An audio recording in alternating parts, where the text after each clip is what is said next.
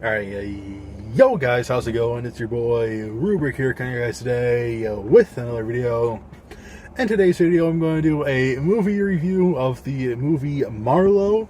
If you guys don't know what the movie Marlowe is, basically it's a detective movie based around, like this girl hires a detective to figure out this affair sort of situation. And, there's some other things throughout. I don't know what I can really say without spoiling it, but basically it's a detective movie. And it's a very, very, very, very old school, old-timey detective movie. So the first thing I would have to say about it is its audience range, like its an intended audience for this movie is going to be people like over the age of 60. So if like the vast majority of people under 50 probably won't enjoy this movie as much as older people will.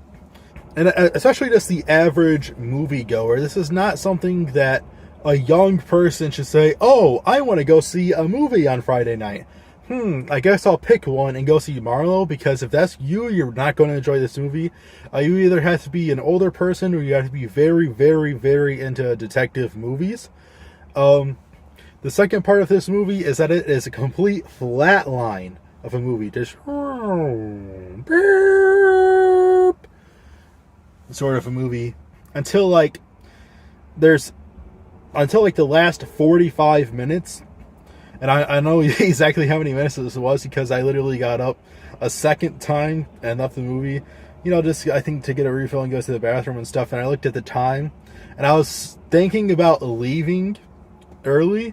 And dude, I had never leave the movie theater before the movie's actually over. I do that like with less than 1% of the movies I see. I think I've done it maybe 4 or 5 times in the past 5 years. So, about 1%, maybe 2% of movies I go see, but not many, dude. I mean, at all. Probably less than the, average massive moviegoer does. I'm trying to see 20 movies before the end of February, so I'm on track to see 120 movies this year. So when I say about one movie per year, like it's literally like less than 1% for this, for this year's statistics on track for at least.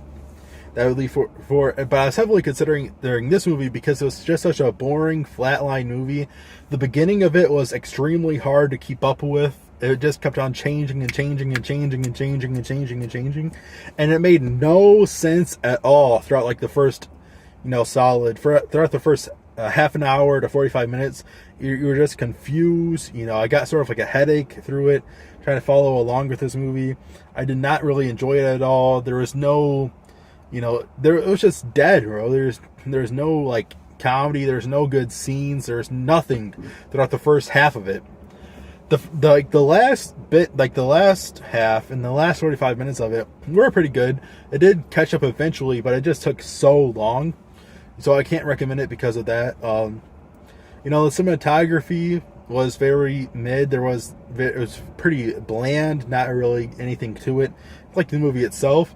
The acting was all right, pretty mid as well. I mean, it wasn't horrible acting, but it wasn't necessarily like a Grammy Award-winning acting either.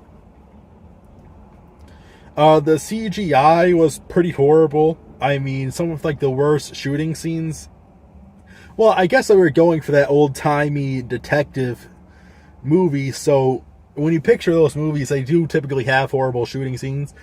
Like with like the Tommy gun, and there's just like blood splattering and stuff.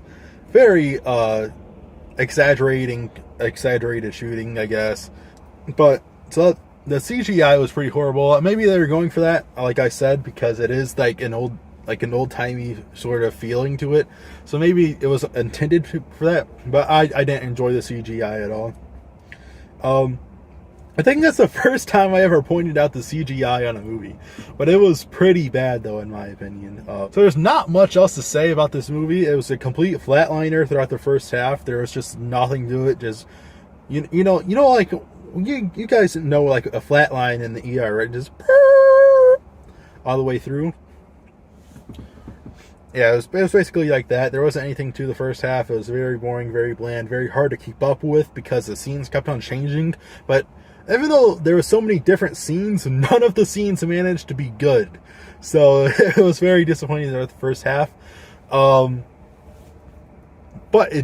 when it does pick up, it picks up decently, and you start enjoying it a little bit, but even then, it's kind of too late at that point. You don't really care about the movie. You don't really care how it ends or anything like that. So my final rating for this movie is going to be a 36 out of 100, maybe. You know, I was thinking maybe like a 43 when I was walking to my car, though. But then just like talking about it and going over the actual facts of the movie, I put it down to 36 in my head. So 36 to 45 is a good range for it, I guess you could say. So, but maybe right now I'm being too pessimistic since I just got out of it and I'm in the emotions of it and I haven't really clearly thought about it compared to other movies. Maybe 36, maybe 38, maybe I might go up to 43 on it. But for right now, I'm sticking for the 36 out of 100. And that's all I gotta say about Marlowe. Do not go see it if you are the average movie goer. You either have to be old or a detective movie fan. If you're looking for just generic movies to see on Friday, here, hold on, I can give you some good recommendations really quickly. 80 for Brady was really good, but it was based on the Super Bowl, so it was better if you saw it leading up to the Super Bowl because it sort of got you in that football mood and you're already just edging towards the Super Bowl, and that just sort of put you over the top. Now it's like out of football season, no one really cares about football, so going to see a football movie like right after the football season ended, that's not going to be a great choice. Knock at the Cabin is a pretty decent choice if you just want. If you're a person under the age of 30 and you just want to go to a movie on a Friday night, I'd probably go see Knock at the Cabin. Megan was also pretty good. See, I would recommend either Knock at the Cabin or Megan. And then, of course, Cocaine Bear and Jesus Revolution are actually coming out this weekend as well. Jesus Revolution will probably be pretty good. Cocaine Bear seems kind of stupid to me, but it already has like a cult following.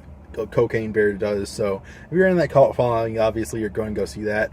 But anyway, guys, I don't want to keep you here too long, so if you guys enjoyed this review, Marlowe sucked. If you're not old or you're not a detective fan, do not go see it under any circumstances. I promise you won't enjoy it that much. It's a real solid 36 out of 100, and I'll see you guys in the next one. Peace.